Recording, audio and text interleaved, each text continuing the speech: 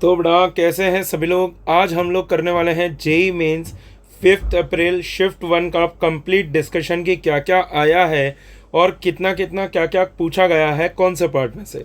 तो देखो, सबसे पहले जैसे कि आपको पता है कि मैं फिज़िक्स का पढ़ाता हूँ मेन, तो हम पहले फिज़िक्स का डिस्कशन करते हैं। तो बड़ा अगर मैं फ़िज़िक्स की बात करूँ तो यहाँ पर से फिज़िक्स आपको देखने को मिलेगा moderate to easy. Physics was moderate and easy. Okay, formula based question आया बेटा। क्या आया है? Formula based question maximum. ठीक है, स्टूडेंट जनरली इसमें 17 to 20 क्वेश्चन 15 क्वेश्चंस तो करके ही आए हैं। ठीक है, अगर मैं बात करूं डिटेल्ड में तो बेटा सेमीकंडक्टर्स के आपके पास इसमें 2 क्वेश्चन आए हैं। ठीक है, सेमीकंडक्टर्स से आपके पास 2 क्वेश्चन आए हैं। माइक्रोस्कोप की अगर मैं बात करता हूं बेटा तो इससे भी एक क्वेश्चन पूछा गया है। माइक्रोस्कोप का बेसिक फॉर्मूला वाला एक क्वेश्चन आया है जो कि मैग्नीफिकेशन का था। यूनिट एंड डायमेंशन जो कि हर समय आ ही रहा है, इसको मिक्स किया गया है मैग्नेटिज्म के साथ। ठीक है, और इसका भी आपको एक क्वेश्चन देखने को मिला है वर्नियर कैलीपर का, जो कि मैंने अपनी वीडियो में बोला था कि 5 अप्रैल को वर्नियर कैलीपर आएगा, मतलब आएगा। और आप चेक कर सकते हो, मैंने क्लियरली बोला है, वीडियो अपलोडेड है बेटा, आप चेक भी कर सकते हो। तो यूनिट एंड डायमेंशन में वर्नियर कैलीपर पूछा गया है। आफ्टर दैट अगर I will say current electricity में वापस से पैरेलल कॉम्बिनेशन ऑफ सेल्स का क्वेश्चन आया है। करंट इलेक्ट्रिसिटी से एक क्वेश्चन आया है एंड दैट सॉरी 2 क्वेश्चन आए हैं, 1+1, और एक तो आपका पैरेलल कॉम्बिनेशन का आया है। This complete analysis is being I am doing by sharing, मतलब आपके मेरे पास जो जो डेटा आया है उससे मैं सॉल्व कर रहा हूँ। एंड मैग्नेटिज्म से एक क्वेश्चन आया बेटा, डायरेक्ट क्वेश्चन है फॉर्मूला बेसिस का। मैग्नेटिज्म में आपके पास कितना आ रहा है? एक क्वेश्चन आ रहा है। इस बार फ्लूइड से 0 question. In this shift fluid was 0 question. ठीक है, रे ऑप्टिक्स इस बार 0 क्वेश्चन। माइक्रोस्कोप का आप बोल सकते हो कि सर उससे आया तो सही, बट रे ऑप्टिक्स का कोर जो बोलते हैं उससे कुछ नहीं आया। मॉडर्न फिजिक्स जो हर समय के लिए हाइप बनाया हुआ था, मॉडर्न फिजिक्स, तो इससे मोस्टली सिर्फ एक क्वेश्चन आया है, और वो भी क्वेश्चन का आया है एटम्स से रेडियस का रिलेशन। एटम्स रेडियस का रिलेशन। ठीक है बेटा। एंड साउंड वेव्स पे से एक क्वेश्चन देखने को मिला है शिफ्ट में। साउंड वेव्स पे से एक क्वेश्चन आया है, ध्यान से देखेंगे सभी लोग। और कैपेसिटर जो कि बार बार पूछा जा रहा है, इस पे भी आपको एक क्वेश्चन देखने को मिला है। तो ये हो गई बात कंप्लीट फिजिक्स की। अगर मैं बात करूं तो ये बेटा ज़्यादातर मोस्टली इसमें फॉर्मूला बेसिस क्वेश्चन आए हैं। ठीक है, ये मैंने फिजिक्स की बात करी है। अब अगर मैं केमिस्ट्री की बात करता हूँ बेटा, देखना ध्यान से ज़रा। अगर मैं केमिस्ट्री की बात कर लेता हूँ तो देखो केमिस्ट्री में क्या है, आपके पास केमिस्ट्री जो है वो एनसीईआरटी बेस्ड आई है और इसको इजी बताया जा रहा है बेटा। Chemistry is easy and NCERT based completely from the NCERT. Physical को मिनिमम पूछा गया है, फिजिकल केमिस्ट्री मिनिमम आई है।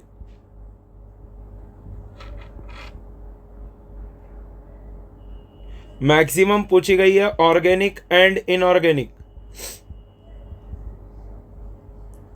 ऑर्गेनिक एंड इनऑर्गेनिक से मैक्सिमम क्वेश्चंस आए हैं। इसमें 4 से 5 स्टेटमेंट टाइप क्वेश्चंस थे।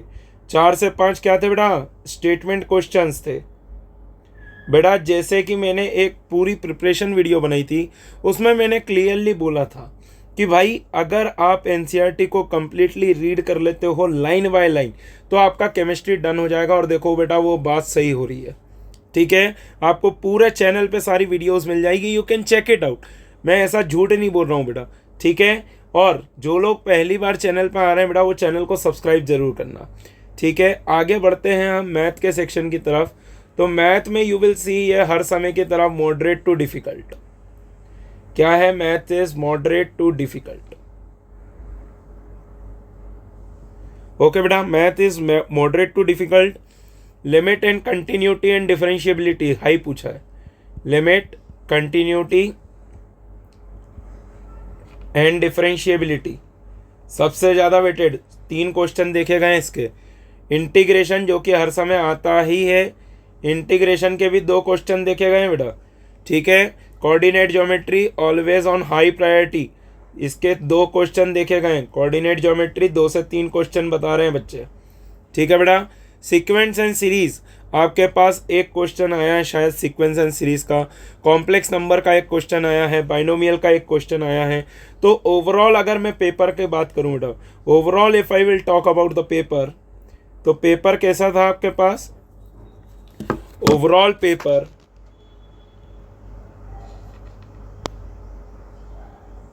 Was moderate paper. ठीक है, मॉडरेट पेपर बोलेंगे बेटा। अगर मैं कट ऑफ की बात करूं तो इसमें आपके 180 प्लस मार्क्स पे लगभग 99 परसेंटाइल आ जाएगा। 180 प्लस मार्क्स पे लगभग 180, मतलब अगर आपका 180 मार्क्स बनता है तो आपका 99 परसेंटाइल बन जाएगा। अगर मैं कट ऑफ की बात करूं इस पेपर के बेसिस पे, सो मुझे लगता है 90 के आसपास कट ऑफ रहने वाला है for the general. Cut off will be 90 to 95, इसके आसपास ही वेरी करेगा। ठीक है बेटा, ये क्या लिख सकते हैं अपन? 90 to 95 इसके आसपास ही वेरी करेगा। शिफ्ट ज़्यादा टफ नहीं थी बट मॉडरेट पेपर था, इसलिए कह रहा हूँ कि 180 से 180 प्लस के आसपास अगर आपके मार्क्स आते हैं तो आपके 99 परसेंटाइल बन जाएंगे, और अगर आपके 90 to 95 मार्क्स आ जाते हैं तो आपका कट ऑफ क्लियर हो जाएगा। तो बेटा अगर आपने ये शिफ्ट का पेपर दिया है तो कमेंट डाउन करो, जो भी चीज़ मैंने मिस करी है उसको हम डिस्कस कर लेंगे। मिलते हैं बेटा अगले वीडियो के साथ। Thank you so much everyone.